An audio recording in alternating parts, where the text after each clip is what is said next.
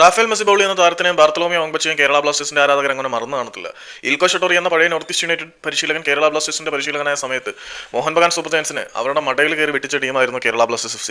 ആദ്യ മത്സരത്തിൽ തന്നെ മോഹൻ ബഗാനെ പരാജയപ്പെടുത്താൻ കഴിഞ്ഞത് ഷട്ടോറിയുടെ ചിറകിന്റെ അടിയിലായിരുന്നു. ആ സീസണിൽ അധികം പ്രതീക്ഷകളൊന്നും ഇല്ലാതെ വന്നിട്ടും കേരള ബ്ലാസ്റ്റേഴ്സിന് വേണ്ടി വളരെ മികച്ച പ്രകടനം കാഴ്ചവെക്കാൻ റാഫേൽ മെസ്സിബോളി എന്ന താരത്തിന് കഴിഞ്ഞിരുന്നു. പുള്ളി ബ്ലാസ്റ്റേഴ്സിൽ കളിച്ച ഓർമ്മകൾ പങ്കുവെക്കുന്ന സാഹചര്യത്തിൽ പുള്ളിയുടെ വാക്കുകൾ ഒന്ന് ശ്രദ്ധിച്ചോണേ.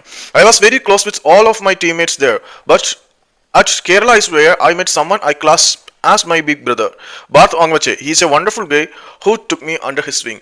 പുള്ളി പറയുന്നത്, ഞാൻ കളിച്ച എല്ലാ ടീമുകളിലും അവിടുത്തെ താരങ്ങളുമായിട്ട് ഞാൻ വളരെ അടുത്ത ബന്ധത്തിൽ തന്നെയായിരുന്നു. പക്ഷേ കേരള ബ്ലാസ്റ്റേഴ്സിൽ വെച്ചിട്ട്, അതായത് കേരളത്തിൽ വെച്ചാണ് ഞാൻ എൻ്റെ ബിഗ് ബ്രദർ ആയിട്ടുള്ള ബാർത്തലോമിയോ ഓങ്ബച്ചയെ കണ്ടത്.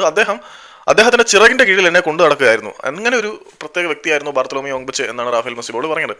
അക്ഷരാർത്ഥത്തിൽ റാഫേൽ മെസ്സിബോളി എന്ന താരത്തിന്റെ മികവ് ഒന്ന് റിഫൈൻ ചെയ്യപ്പെടാൻ കേരള ബ്ലാസ്റ്റേഴ്സ് കാരണമായിട്ടുണ്ട്. ഇവിടെ അത്ര മികച്ച സ്ട്രൈക്കറൊന്നും ആയിട്ടല്ല റാഫേൽ മെസ്സിബോളി വന്നത്, പക്ഷേ ഇവിടെ അദ്ദേഹത്തിന്റെ സ്കോറിംഗ് ഭയങ്കരമായിരുന്നു. സോ റാഫേൽ മെസ്സിബോളി എന്ന താരത്തിനെ ഷാർപ്പൻ ചെയ്യാൻ കേരള ബ്ലാസ്റ്റേഴ്സിന്റെ പരിശീലകനായിട്ടുള്ള ഇൽക്കോ ഷട്ടോറിയും, അതിനേക്കാൾ ഉപരിയായിട്ട് ബാർത്തിന്റെ വാക്കുകൾ തന്നെ പറയുകയാണെങ്കിൽ, ബാർത്തിന്റെ അല്ല മെസ്സിബോളിയുടെ വാക്കുകളിൽ തന്നെ പറയുകയാണെങ്കിൽ, ബാർത്തലോമിയോ ഓങ്ബച്ചെ എന്ന സൂപ്പർ താരം അയാളുടെ ചിറകിന്റെ കീഴിലായിരുന്നു ഈ ഒരു ബിഗ് ബ്രദറിനെ പോലെ സംരക്ഷിച്ച് മെസ്സിബോളി കൊണ്ടുവന്നത്.